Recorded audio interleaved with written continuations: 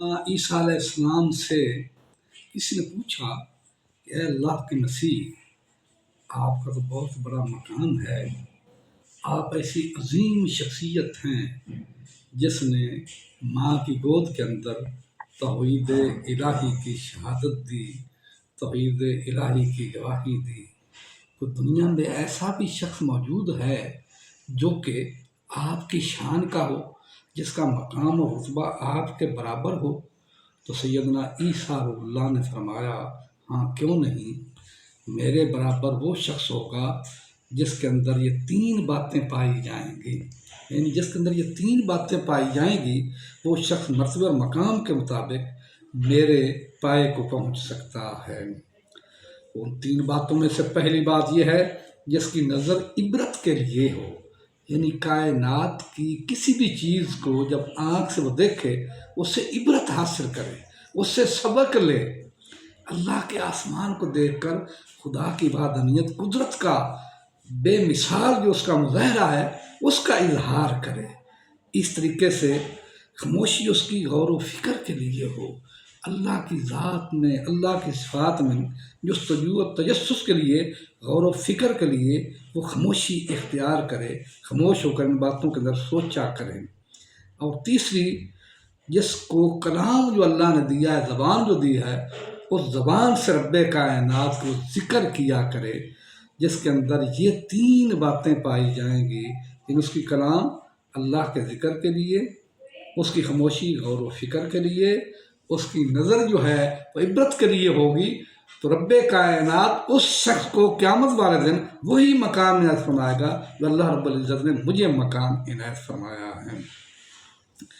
اے ایمان والو، یہ بڑی قیمتی باتیں ہیں، یہ بڑی ہی قیمت والی خزانے ہیں، اجر و حساب کے انبار ہیں اس کے اندر۔ ان کو اگر سبسکرائب کرو گے، فالو کرو گے، لائک کرو گے، یہ تصدیق ہوگی ان باتوں کے حاصل کرنے کی۔ اس لیے ان کو سبسکرائب بھی کیا کرو، لائک بھی کیا کرو، فالو بھی کیا کرو۔ ہم پانیوں کو ذکر کر رہے ہیں کہ وہ پانی جو استعمال میں لانے جائز ہیں، جو استعمال میں لانے جائز نہیں ہیں، اب ان کا ذکر کیا جا رہا ہے۔ اب گورنمنٹ کے جو پانی لگے ہوئے ہیں ہمارے گھروں میں جو آتے ہیں، اس میں ایک بہت بڑا عظیم مسئلہ بتا رہا ہوں جس پہ عمل ساروں کے لیے ضروری ہے۔ یہ پانی جتنے ہمارے گھروں میں پہنچتے ہیں، ان کی ٹینکیاں بنی ہوئی ہیں۔ اگر کوئی جانور اس ٹینک کے اندر پڑ کر فوت ہو جائے، مردار پانی، مطلب کتا اس کے اندر پڑ کر مر گیا، بکری پڑ کر مر گئی، تو پانی تو ناپاک ہو گیا۔ اب پینے والوں کو، اس کے ساتھ وضو کرنے والوں کو پتہ ہی نہیں ہے کہ پانی ناپاک آ رہا ہے۔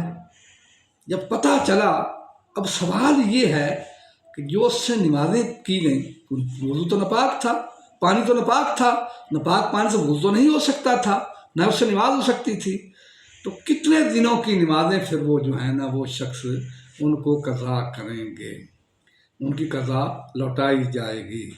اگر وہ جانور جس کے اندر پڑا ہے نا، اس کو دیکھا جائے، اگر پھٹا نہیں ہے، پھول کر پھٹ نہیں گیا، پھر ایک دن کی نماز، یعنی 5 وقت کی نمازوں کی قضا دی جائے گی، ان کو لوٹایا جائے گا دوبارہ وضو کر کے۔